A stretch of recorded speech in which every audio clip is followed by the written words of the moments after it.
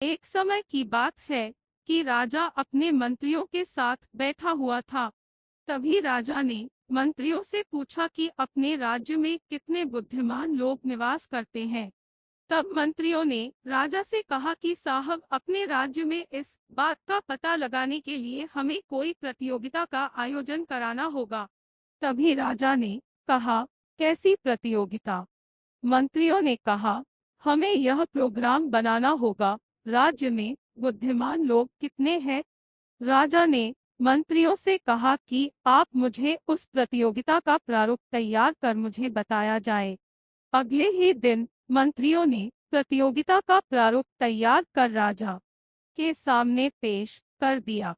तब राजा ने मंत्रियों को हिदायत दी कि वह समस्त राज्य में घोषणा कर दी जाए कि हमारे देश में एक प्रतियोगिता का आयोजन किया जा रहा है। जो इन प्रश्नों का सही जवाब देगा उसे 5,000 मुहरें इनाम में दी जाएगी। प्रश्न कौन कौन से होंगे? शून्य, उंडे बर आसमान को कौन छू सकता है? शून्य दो, उंडे बर धरती की परिक्रमा कौन लगा सकता है?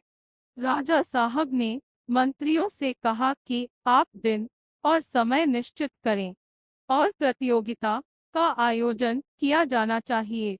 अगले ही दिन सारे राज्य में घोषणा की गई, कल हमारे राज्य में बुद्धिमत्ता परखने की एक प्रतियोगिता रखी गई है।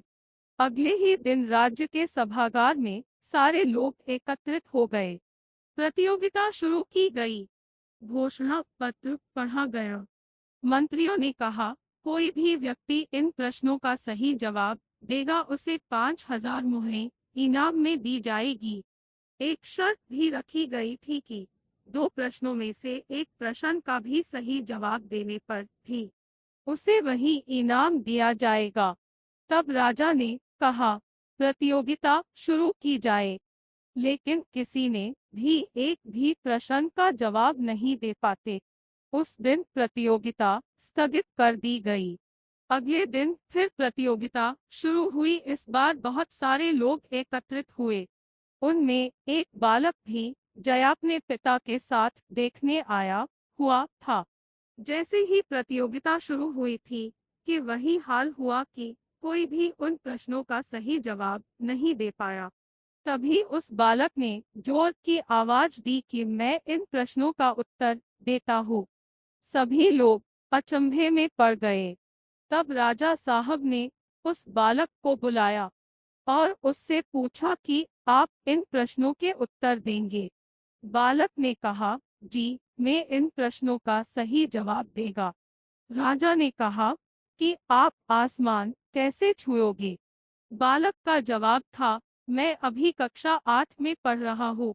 मेरी उम्र 16 साल की है।